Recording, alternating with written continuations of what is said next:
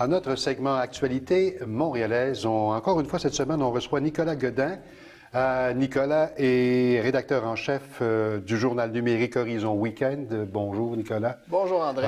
Bienvenue. Vous avez décidé de nous parler de grand dossier montréalais qui s'appelle la réforme du financement des arrondissements. Effectivement. En quoi consiste cette fameuse réforme? C'est le mois d'octobre.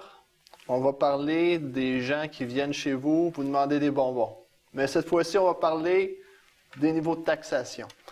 C'est un dossier, la réforme du financement des arrondissements, qui a pris son origine avec les fusions-défusions, dans lesquelles il y avait des financements qui étaient alloués dans chaque ville, mais qui n'étaient pas vraiment équilibrés.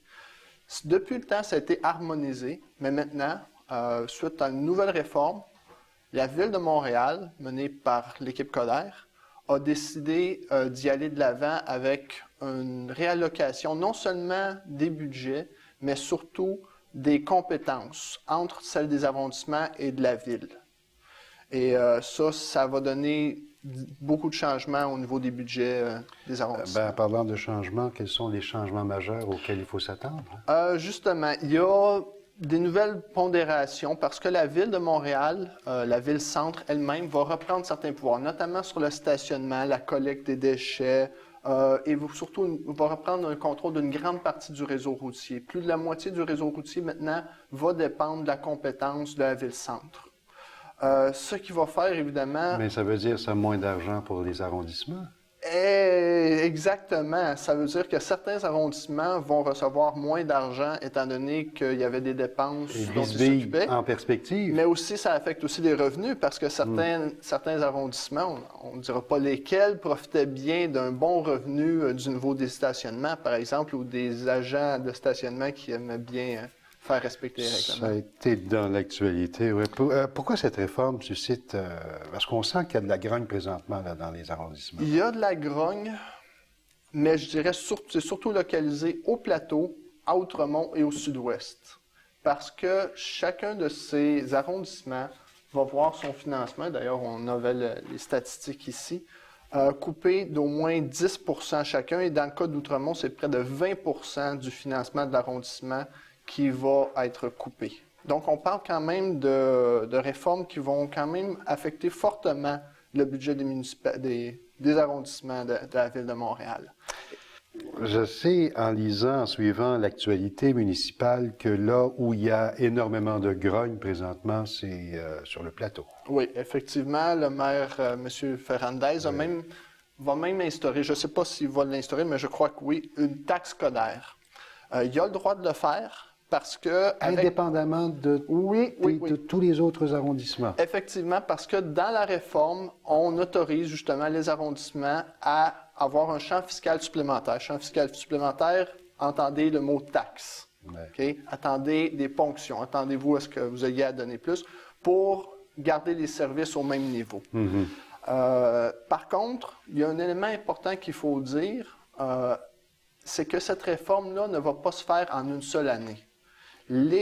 Tous les surplus qui vont être alloués aux municipalités, c'est-à-dire certains arrondissements, vont être alloués sur les 5 prochaines années. Comme par exemple, l'arrondissement de La Salle va avoir 20 % de budget supplémentaire qui va lui être accordé au cours des 5 prochaines années. En ce qui a trait au retrait des financements, en ce qui a trait aux coupures, ça va s'échelonner sur les 10 prochaines années. Donc, oui, ça va être un effet quand même majeur sur le financement, mais de ce qu'on nous a dit à la Ville-Centre, c'est qu'on va essayer d'amortir ça en étalant justement les coupes sur plusieurs années. Il faut s'attendre à un automne chaud. Effectivement, parce que là, non seulement on voit la grogne de la part des arrondissements, notamment du plateau sud-ouest, c'est ceux qui s'en viennent le plus fort, mais aussi des cols blancs. J'aimerais, Nicolas Godin, qu'on puisse également peut-être un mot sur la mise à jour là, sur le pont Champlain par Infrastructure Canada. Ah oui, ils ont fait récemment, c'était pas un gros changement, on va dire, mais ils ont annoncé qu'on peut s'attendre maintenant à le début des travaux d'ici l'an prochain, d'ici l'été 2015. Le pont, on a vu les nouvelles maquettes, sont quand même quand même très joli, un style classique, on va dire. Chacun a son opinion sur le style, mais il va être fait. Je trouve très bien, moi, très moderne. Mais là, il faut qu'on s'attaque aux infrastructures. Oui. Ce qui va amener à ce fameux pont-là. Exactement. Et cette fois-ci, ils ne vont pas prendre de chance. Ils vont utiliser des matériaux qui vont être à l'abri, je dirais, à l'abri des éléments, contrairement à celui qu'on avait, qui n'avait pas été normalement prévu pour les éléments. C'est assez drôle à dire. Il nous reste quelques secondes à peine, Nicolas Godin. Vous voulez nous parler de la mesure des progrès de la Ville de Montréal. Que voulez-vous dire? Ça, je vais vous en reparler parce que j'étais avec M. Coderre cette semaine. Je lui ai posé la question parce qu'il nous dit qu'avec le 375e anniversaire de la Ville, il va y avoir beaucoup de changements auxquels on peut s'attendre. Moi, ce que je lui ai posé comme question à M. Coderre, c'est comment est-ce que les Montréalais, comment est-ce que les élus, comment est-ce que les analystes vont être capables d'évaluer les progrès de la Ville de Montréal? Comment évaluer ça? Et la réponse de M. Coderre, et moi je vais faire un peu plus de recherche, c'est un sujet sur lequel je vais me pencher, il va y avoir des comparaisons avec les autres villes, de villes notamment des villes d'Ontario, peut-être comparaison avec Toronto, Winnipeg, Hamilton. Bref, c'est un sujet sur lequel moi personnellement je vais me pencher et dont on va entendre parler. Oui.